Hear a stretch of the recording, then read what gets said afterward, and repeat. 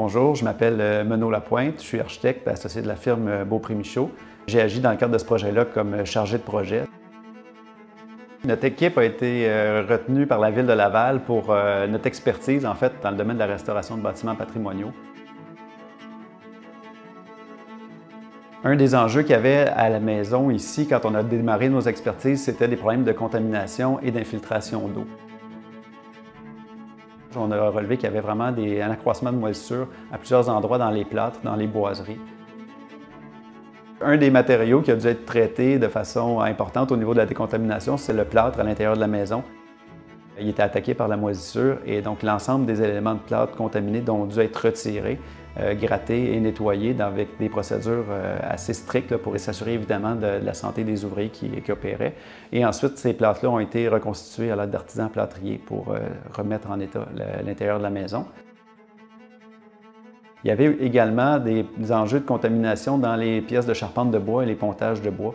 Et là, la technique qu'on a utilisée pour permettre de retirer les contaminants sans altérer l'aspect et la qualité des éléments d'origine, ça a été de procéder par un sablage au jet. Puisque la maison donc, a une valeur patrimoniale très élevée, c'était vraiment important de s'assurer de préserver l'ensemble des composantes qu'on y retrouve. Puis de notre côté aussi, c'est de s'assurer que ce soit des composantes authentiques, évidemment. Et donc, les interventions, on vise vraiment de réparer, remettre en état toutes les composantes possibles et ultimement, s'il y a vraiment des composantes qui sont trop détériorées, des pièces de bois ou autres, on va les remplacer à l'identique.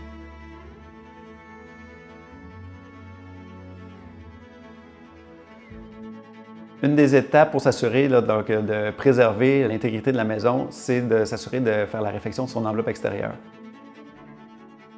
Donc, une équipe spécialisée en maçon a procédé au curetage de l'ensemble des joints de maçonnerie et à la réfection avec du mortier de restauration, du mortier à base de chaux, qui permet de s'assurer que ce soit lui qui cède en premier si jamais il y a des mouvements qui surviennent ultérieurement et que les pierres elles-mêmes ne soient pas endommagées.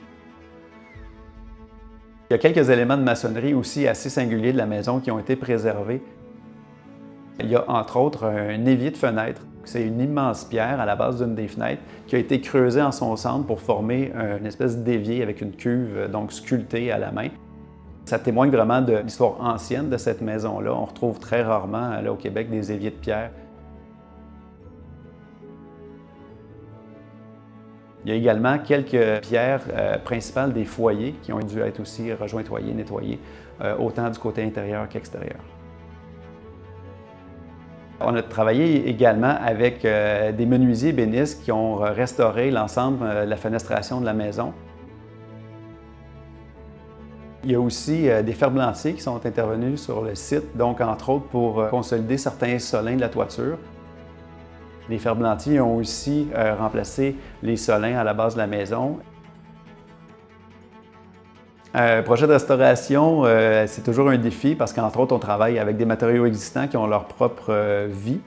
Puis leur redonner vie, c'est un défi parce qu'on doit utiliser idéalement des techniques traditionnelles. Donc ça demande de la patience, ça demande aussi de travailler étroitement avec les artisans. On doit même collaborer avec eux, on doit discuter des méthodes, trouver les meilleures façons de réaliser ces opérations-là. Et généralement, quand on prend le temps de le faire adéquatement, on est toujours très satisfait du résultat à la fin.